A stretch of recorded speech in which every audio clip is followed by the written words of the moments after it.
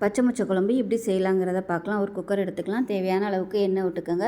எண்ணெய் சூடானதும் கடுகு, சோம்பு, பச்சை மிளகா சேர்த்துக்கலாம். கருவேப்பிலை கொஞ்சம் சேர்த்துக்கோங்க. இது எல்லாமே நல்லா பொரிய ஆரம்பித்ததும் மீடியம் சைஸாக ஒரு வெங்காயம் பொடியாக நறுக்கிட்டு அதையும் சேர்த்து நல்லா வதக்கி விட்டு இஞ்சி பூண்டு பேஸ்ட் சேர்த்துக்கலாம். இப்போ மசாலா சேர்த்துக்கலாம். 1 டேபிள் ஸ்பூன் குழம்புத்தூள், 1 டேபிள் ஸ்பூன் தனியாத்தூள், 1/2 table spoon garam masala, 1/4 table spoon மஞ்சள்தூள். இது எல்லாத்தையும் போட்டு எண்ணெயில் நல்லா வதக்கி விட்டுட்டு மீடியம் சைஸாக ஒரு தக்காளி மிக்சியில் அடித்து வச்சுருக்கேன். அதையும் சேர்த்து நல்லா எண்ணெய் பிரிஞ்சு வர அளவுக்கு வதக்கி விட்டுக்கலாம். இப்போ மிக்ஸி அலசிட்டு கொஞ்சமாக தண்ணி ஊற்றிருக்கேன். இப்போ இது நல்லா எண்ணெய் பிரிஞ்சு வரணும்.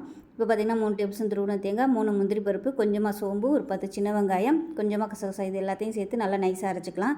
இப்போ இது நல்லா வதங்கினதும் ஒரு 1/4 கிலோ அளவுக்கு ஃப்ரெஷ்ஷான பச்சை மொச்சை எடுத்திருக்கேன். இதையும் சேர்த்துட்டு தேவையான அளவு உப்பு சேர்த்து நல்லா வதக்கி விட்டுட்டு நம்ம அரைச்சி வச்சுருக்க தேங்காய் பேஸ்ட்டையும் சேர்த்துட்டு தேவையான அளவுக்கு தண்ணியும் சேர்த்துக்கலாம்.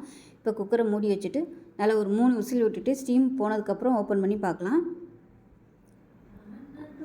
இப்போ பாருங்கள் நல்லா ஸ்டீம்லாம் போயிடுச்சு. இப்போ ஓப்பன் பண்ணால் சூப்பரான பச்சை மொச்சை கிரேவி ரெடி.